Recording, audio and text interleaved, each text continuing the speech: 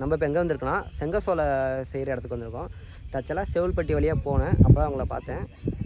அதாவது ஒரு செங்கல் எப்படி செய்கிறாங்கன்னு இதில் பார்த்துக்கலாம். மண்ணை வச்சு இது பார்த்திங்கன்னா தண்ணி ஓடுறதுக்கு மேலே, அதாவது மொட்டை மாடி மேலே வைப்பாங்களா அந்த இது, மொட்டை மாடி மேலே அதான் இது எல்லாமே அதான் என்ன. இப்போ செங்கலும் இது பண்ணுறீங்க, இதுவும் பண்ணுறீங்க. மேலே பதிப்பாங்க. வேலைப்பாடு இந்த தொழில் நீங்கள் எத்தனை வருஷம் பார்க்கிங்கண்ணே? 25 வருஷமா? இந்த ஊர்ண்ணே வீரநாபுரம். சரி, அங்கேருந்து இங்கே வேலைக்கு வரீங்க? பெரும்பாலும் செவல்பட்டி சொல்ல எல்லாமே எங்கள் ஊரில் இருந்தால், எங்கள் ஊருக்கு அந்த சொல்ல எல்லாம் வைப்பாங்க. இப்போ வந்து இந்த கல்லை வந்து அடிக்க இங்கே வைக்கணும். அடிக்க வச்சு போட்டு இருக்கிற கல்லெல்லாம் அடிக்கிட்டு அடுத்து வந்து சொல்ல எரிப்பாங்க, எரிக்கணும். ஆமாம், அடுத்து காய வச்சா அடுக்கின கல்லெல்லாம் மேலே உள்ள அடிக்கிட்டு இதெல்லாம் வெட்டக்குள்ளேயே நெஞ்சு வலிச்சு போயிடும், அவ்வளோ வலியாக இருக்கும். இந்த மாதிரி கல் இல்லை, சில நேரம் பாம்பு இந்த மாதிரி கல்லை எடுத்து வைக்கும் போது பார்த்து எடுத்து வைக்கணும். கடைசி வரிசையில்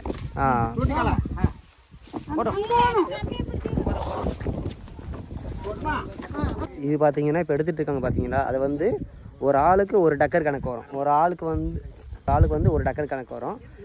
இப்போ 5 பேர்னா 5 டக்கர் கம்பல்சரி எடுக்கணும். அது எடுத்து முடித்தா மட்டும்தான் இவங்க போக முடியும். சிவப்பாக வந்துடும்.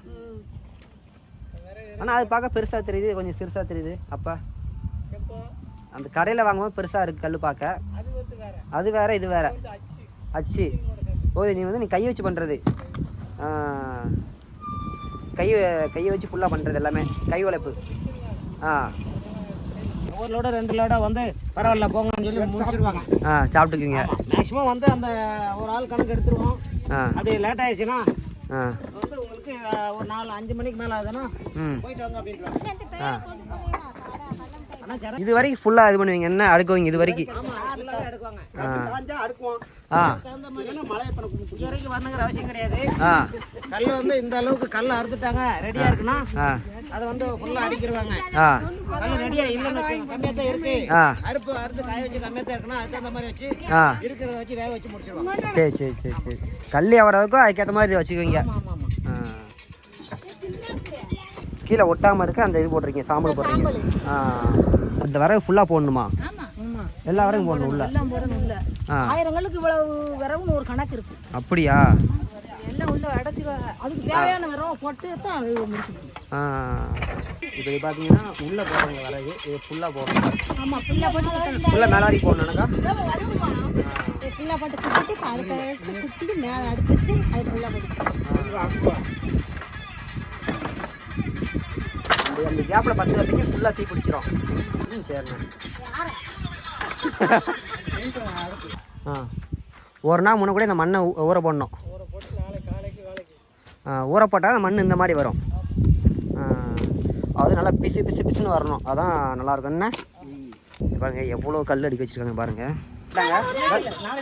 விறகு பச்சையாக இருக்கு. புரியுமா? எத்தனை நாள் இது பண்ணுவீங்க? இப்போ இது பார்த்தீங்கன்னா அந்த கல் செஞ்சுருக்காங்கல்ல, அந்த இது ஈரமாக இருக்கு. என்ன ஈரமாக இருக்குல்ல? என்ன காயணும்? என்ன காயணும், ஈரமாக இருக்குது இந்த கல். இப்போ ஒரு 2 நாள் ஆகும் அந்த வெயில் காய. நல்லா காஞ்சா அப்புறம் தான் இப்படி எடுத்து வச்சு அதுக்கப்புறம் தான் எரிப்பாங்க. 3 நாள் ஆகுமா? 1 வாரம் ஆயிரம் இதுக்கே.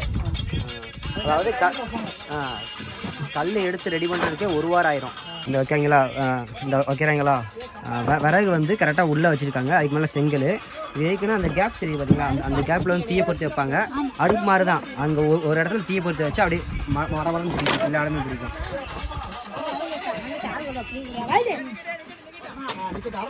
ஆமாம், எடுத்துட்டேன். ஃபுல்லாமே செம்மண்ணு தான் என்னக்கா? அந்த அச்சை கீழே வச்சு இப்படி தேய்க்கணும், தேய்ச்சா வந்துடும்.